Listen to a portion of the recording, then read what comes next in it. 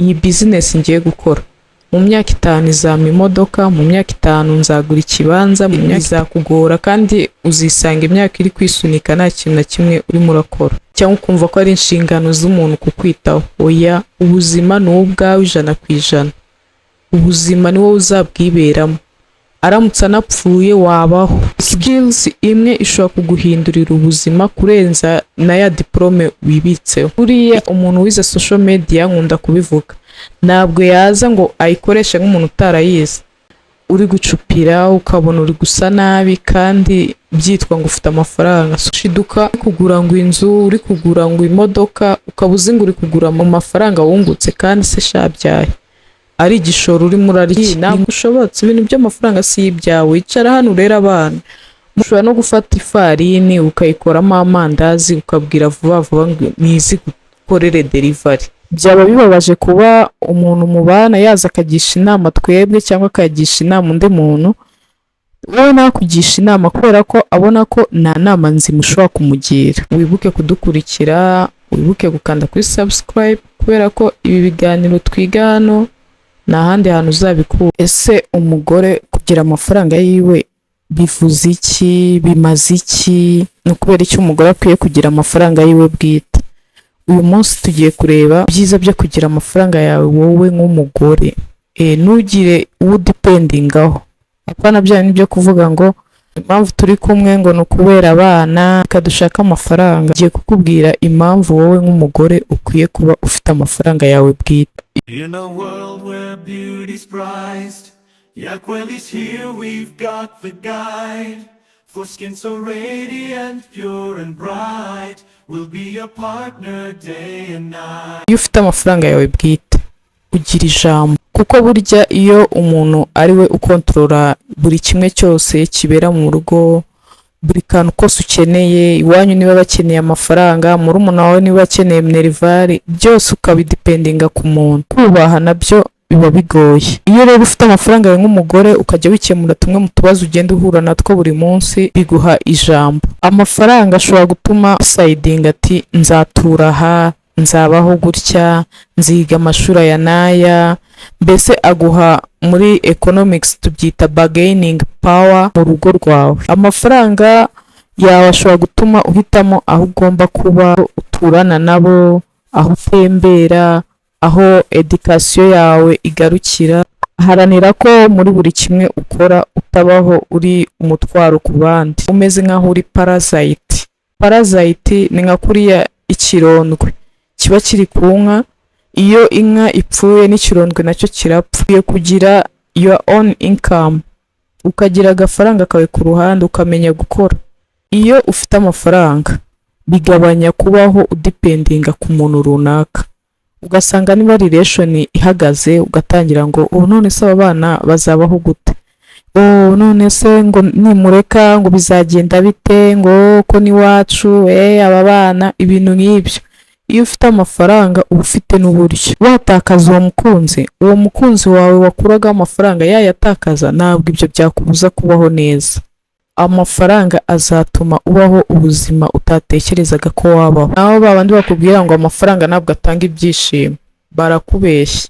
Ahubwo iyo ufite iyo mindset biba binagoye ko wabona amafaranga, kuko amafaranga ari spiritual, nabivuze muri video y'ubushize. Iyo wishizemo ko amafaranga atari ibintu byawe, yego nayo araguhunga. Ikindi kandi nanone icyiza cy'amafaranga nuko atuma kwikura mu bibazo bikorohera. Tuvuge niba unyuze muri ya nzira ya divorce, relation irimo imeze nabi, birakorohera kwisohokamo.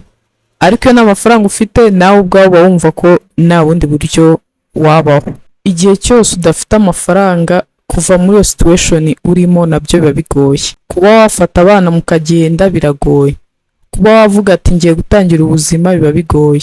Niyo mpamvu biba byiza gutangira kwitoza kare, kwishakira uburyo ki wabaho utadependinga ku muntu uwo ari we wese. Ikindi cyiza cyo kugira amafaranga, ubu umujyanama w'umupatina wawe. Bigoye ko umupatina wawe yakubwira ati reka twubake ibi n'ibi, reka dukore ibi n'ibi, kandi abizi neza ko na financial education na ibintu bijyanye n'amafaranga. Ujya kubona ukabona bagutuyeho umucanga, igisenge baragihinduye batakubwiye, ejo ukumva ngo umuntu ngo yubatse inzu izi n'izi atakubwiye. Kubera iki?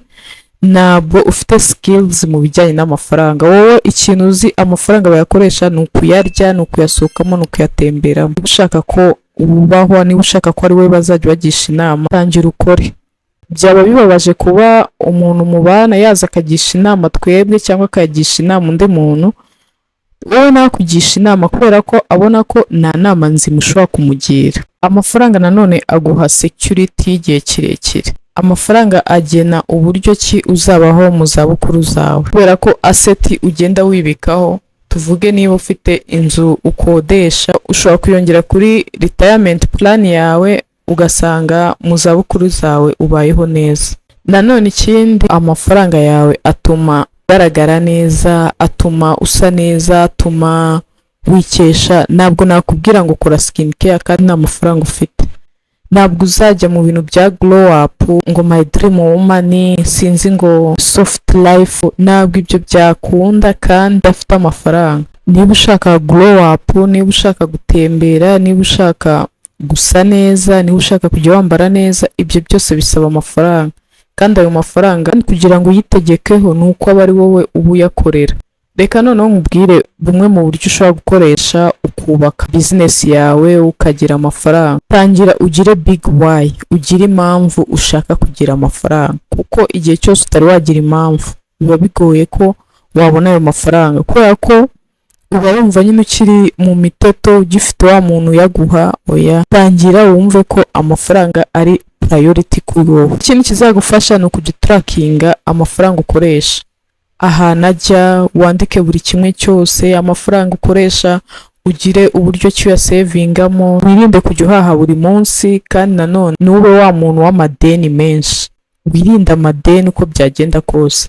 Niba ushaka guhaha ikintu, jya ubanza umare iminsi nk'itatu urebe niba koko icyo kintu gikeneye. Ayo minsi 3 nusanga koko ukigikeneye, ubone kukigura. Menya aho amafaranga yawe ajya. Iyo watangiye kumenya neza aho amafaranga ukorera, amafaranga yose winjiza cyangwa amafaranga yose uhabwa, iyo watangiye kumenya ahantu ajya, izo ngizo ziba ari intangiriro nziza z'uko ushobora kuba gerante, ushobora kuba umucungamutungo mwiza, ushobora kugira skills ku buryo amafaranga bayakorera n'uburyo bayabika. Kuko iyo uri umuntu wo kurya amafaranga gusa, biba bigoye ko ushobora no gukorera amafaranga ukareba kuri konti ukabona ariho.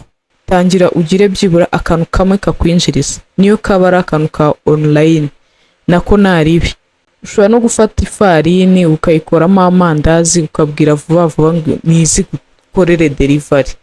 Ntabwo kwikorera ari ibintu bigoye cyane, ahubwo twebwe mindset zacu nizo zigoye. Niba n'akazi ufite, ushobora gutangira business ya skin care no ku 1,900. Ibyo ngibyo ni ibintu nababwiye, nabisobanuye muri video. Niba utarayirebye, umanuka ugende ujye kuyireba. Ntabwo gutangira business bivuze ngo ufite ikintu cy'igishoro cyatari, kuko icyo gishoro nanone iyo ugihombeje niho uzasanga none wa muntu mubana atangira kuvuga ati ntabwo ushobotse, ibintu by'amafaranga si ibyawe, icara hano urera abana. Mu bintu ushobora gukora skin care, nanjye murabizi ko namaze igihe kinini nkorera online, ntabwo nigeze mvuga ko bimbangamiye, byari byiza, narinjizaga. Ushobora no guhera ku ka lipstick, ushobora no guhera ku ga pink lips, ushobora guhera kuri face wawe 10, nyuma wabona abakiriya ukagura, ukagira face wawe veni, ukagira utundi tuntu muri shop yawe. Ntabwo ari ngombwa ngo utangire ufite mamiliyari, utangire ufite iduka rikeye cyane. Nanone ikindi, ntabwo business bivuze ngo gushugurika cyane. Ushobora no kugura imigabane, ugafata tuvuge niba ufite amafaranga yawe runaka ukayaguramo imigabane, ukicara ariko uzi ngo biri kunyungukira. Ntabwo ari ngombwa ngo skin care ngo twese tuyikore. Niba ari content creation ukabona wabishobora, nabwo ushobora gukora content zawe ukazishiraho ngaho. Nyuma y'igihe runaka ukagenda ureba ibitekerezo by'abantu bagukurikira, ibyo bifuza ko wabaha. Ni gutyo dutangira business, ni gutyo wisanga warabaye umukozi. Nanone ikindi kizagufasha kujya umenya aho amafaranga yawe ajya, ni ugutandukanya amafaranga yawe bwite n'amafaranga ya business. Ibyo bintu nabivuzeho ko biri mu bintu byamombeje hafi miliyoni 10. Iyo video nanone niba utarayirebye umanuka ugenda ujye kwireba. Utatandukanyije amafaranga ntumenya n'igihe wayaririye. Ushobora gushiduka kugura ngo inzu, uri kugura ngo imodoka, ukabuze ngo uri kugura mu mafaranga wungutse kandi se shabyaye ari igishoro urimo urarya. Ni ngombwa kumenya ngo aya mafaranga ni aya business, ukanamenya ngo aya mafaranga ni amafaranga yanjye bwite. Niba ari amafaranga wihemba ajya kuri konte, amafaranga ya business nayo bari kuri konte, amafaranga ya maintenance cyangwa amafaranga y'ubukode nayo ajya kuri konte. Naho kubifatanya zisanga uri mu marira nkanjye cyangwa wisange nta business ugifite, nta kintu kikwinjiriza ugifite. Kandi urabizi iyo turimo turakura igihombo ugira uri single ntabwo cyaba nk'igihombo wagira ufite abana. Niyo mpamvu ugomba kwirinda ukamenya gutandukanya amafaranga yawe, ukamenya no gutandukanya n'amafaranga ya business. Muri ya mafaranga ya business ushobora kureba ukavuga ati business nzajya nsubiza aya ngaya nyashire hano nyaguremo imigabane, cyangwa aya ngaya nzajya nyafata nyashore mu bindi, gutyo gutyo. Ikindi gira akantu ko kwizigama. Niba kwizigama byarakunaniye, yoboka ibimina ugende bigushire kuri discipline. Ariko nabwo nujya mu bimina wirinde ibintu byo kujya ufata amadeni menshi. Mbese jyayo ufite papasi yuko ujya gukora saving kandi ubahirize ya goal wihaye. Shira hariya amafaranga uvuga ati 10% no kwizigama, 20% no kwiyitaho, 30% asubire muri business. Mbese ubu bizi neza amafaranga yawe ahantu ugomba kuyashora. Nanone muri urwo rugendo rwo gusavinga ntabwo wasavinga nawe ubwawe wumva ukeneye amafaranga. Ni ngombwa kumenya ngo ndasavinga aya ngaya nayo ndiyitaho. Ntabwo ari byiza gusavinga amafaranga yose, kuko nyuma y'igihe uza kubona uri gucupira, ukabona uri gusa nabi kandi byitwa ngo ufite amafaranga. So ni ngombwa kubibalansinga ukamenya aya ngaya nayo kurya, aya ngaya nayo utungutu, aya ngaya nayo saving, aya ngaya nasubira muri business. Ikindi cyagufasha no kwiga. Mw'abantu reka mbashishikarize gusoma. Nanjye ahangaha ntabwo nakabaye nza ngo nicara ahangaha ngira ikintu mbabwira iyo nza kuba nasoma.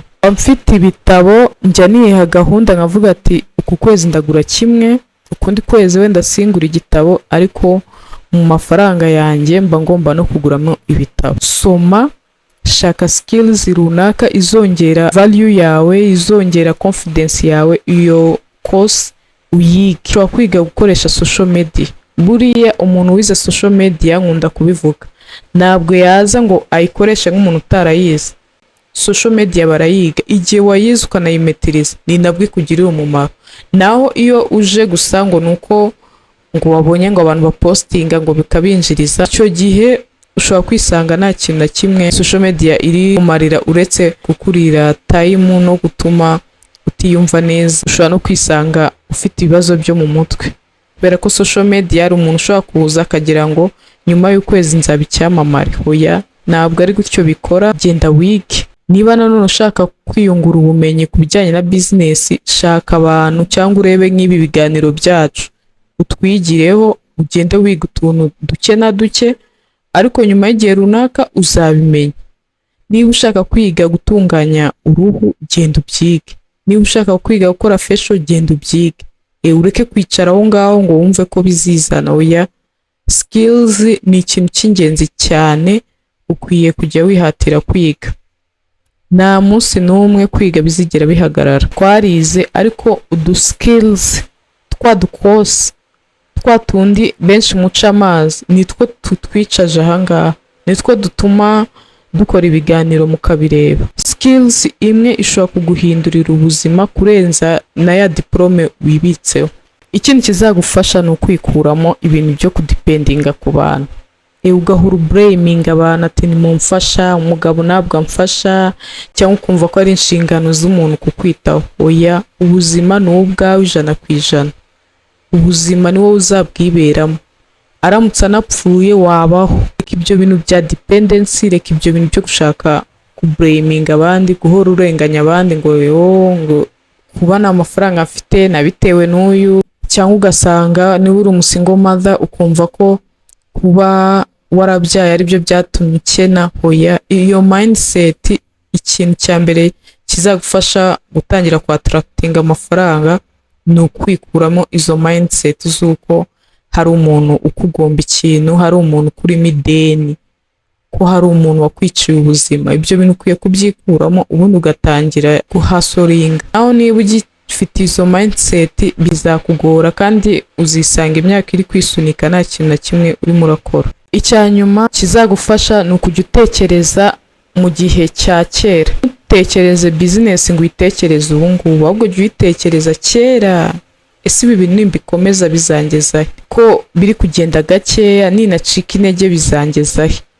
Naho gutekereza kuri profit z'igihe gitoya, akenshi benshi bahita bacika intege. Uri gutekereza ati njyewe iyi business ngiye gukora mu myaka 5 izampa imodoka, mu myaka 5 nzagura ikibanza, mu myaka ufite akantu k'agaplan, nibwo wumva uryohewe, ni nabwo wumva ufite imbaraga zo gukora. Naho nutangira kujya wumva ati ndashaka kujya niyitaho niyo mpamvu ndimo ndakora, cyangwa wabona business uyu munsi utacuruje ukumva utangiye gucika intege, uzamenye ko kakubayeho, uzamenye ko business atari ibintu byawe. Business ntabwo ari ukwita ukira ako kanya. Business ni ikintu abantu bubaka, mbese ni nka kuriya turera abana, ukabyara umwana, ukamwonsa, ukamwuhagira, ukamwigisha uko bagenda, ukamwigisha poti, ugenda uyitreatinga gake gake.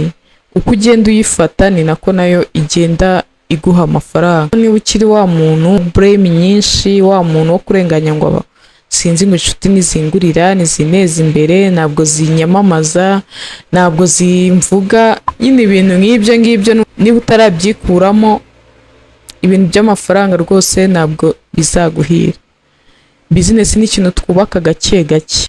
Naho ubutaha wibuke kudukurikira, wibuke gukanda kuri subscribe, kubera ko ibi biganiro twiga hano nta handi hantu uzabikura.